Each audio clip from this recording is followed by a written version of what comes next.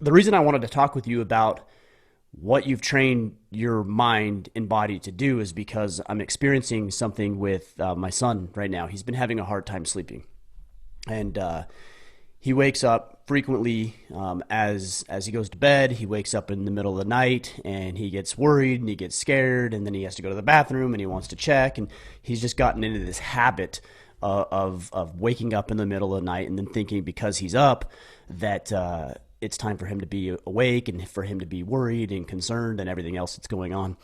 And I get it. He's young, and this is something that I think is a natural stage that all of us go through. But he woke up last night and did the same thing, and I said, Bud, you've at this point trained your mind to think that just because you're awake, that now it's time for you to get up and to worry and be concerned and everything else that you have to do. You've trained your mind to do that.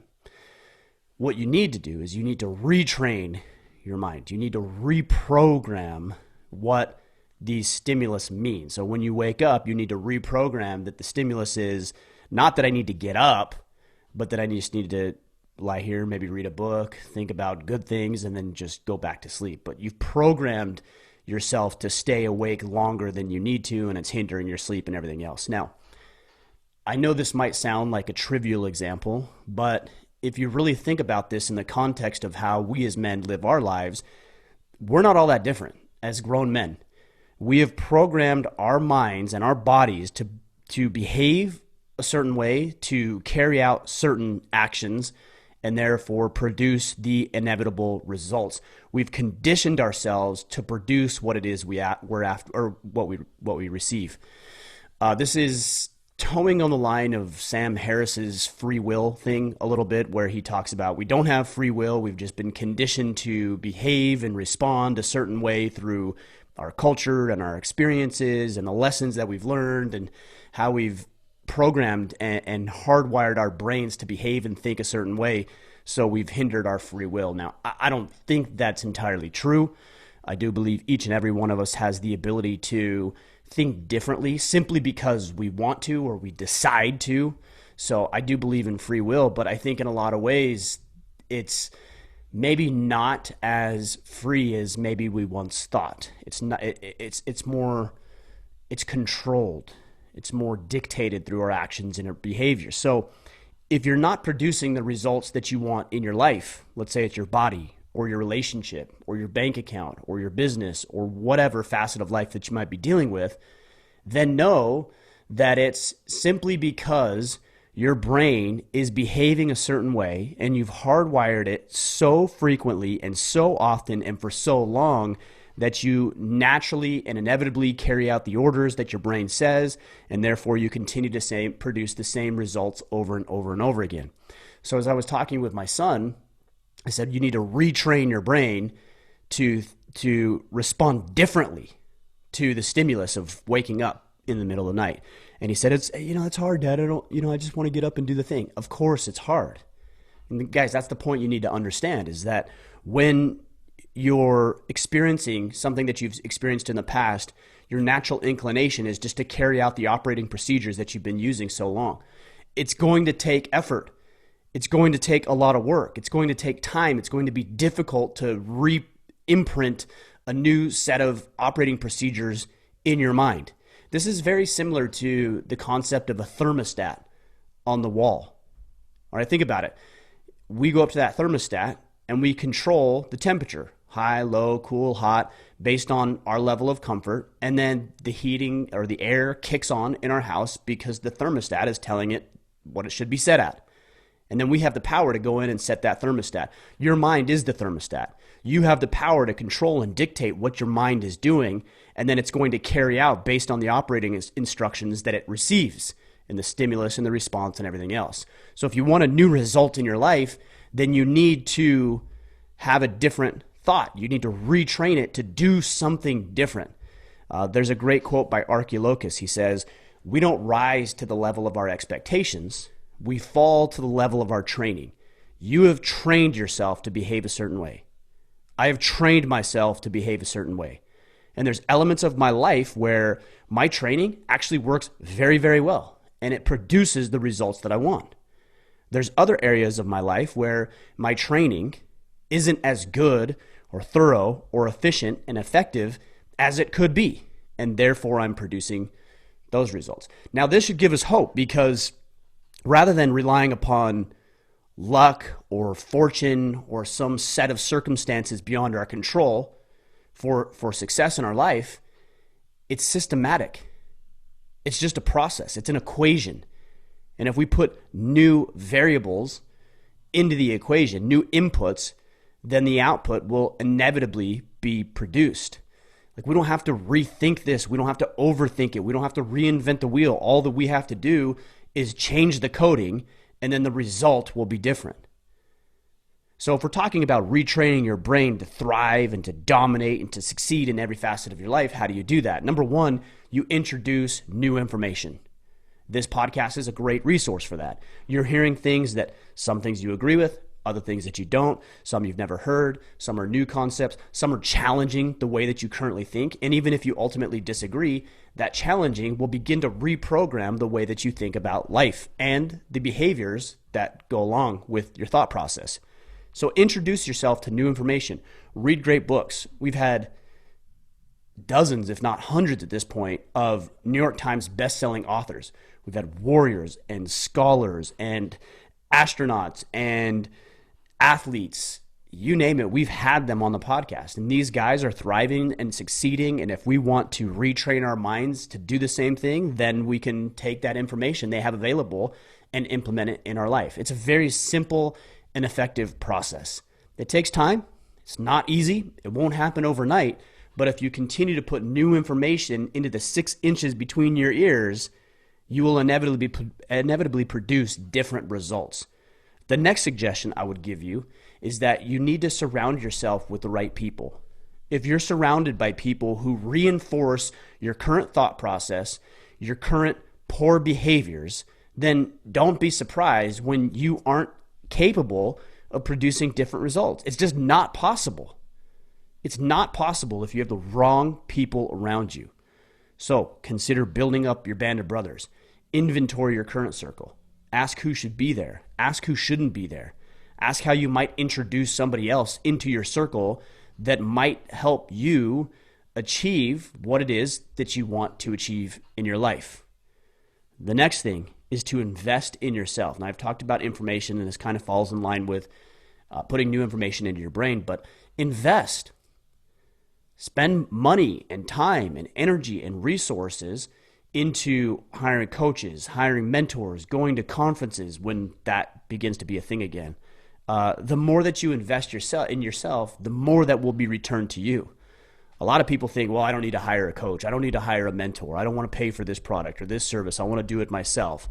And, maybe they're being cheap. Maybe they're being lazy. Maybe they're giving themselves an excuse. Or maybe they genuinely believe that they can do it themselves. And you know what? You might be able to do it over time.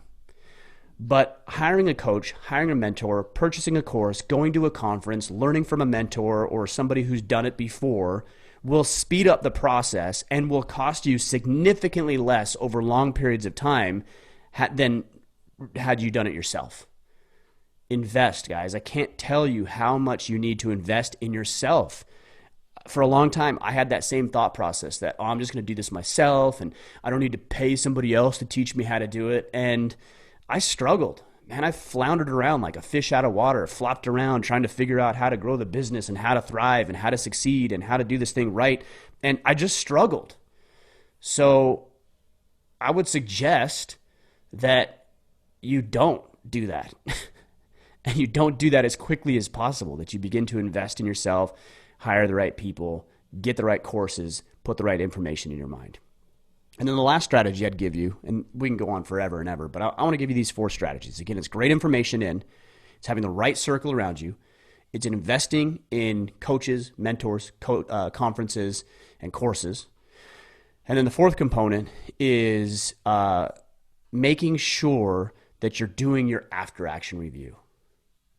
You have to go in and you have to analyze as objectively as possible your performance. Most men don't do this. We go from activity to activity, task to task, project to project, and we bounce around and we never give ourselves any space or margin to consider that maybe what you're doing isn't as effective as it could be.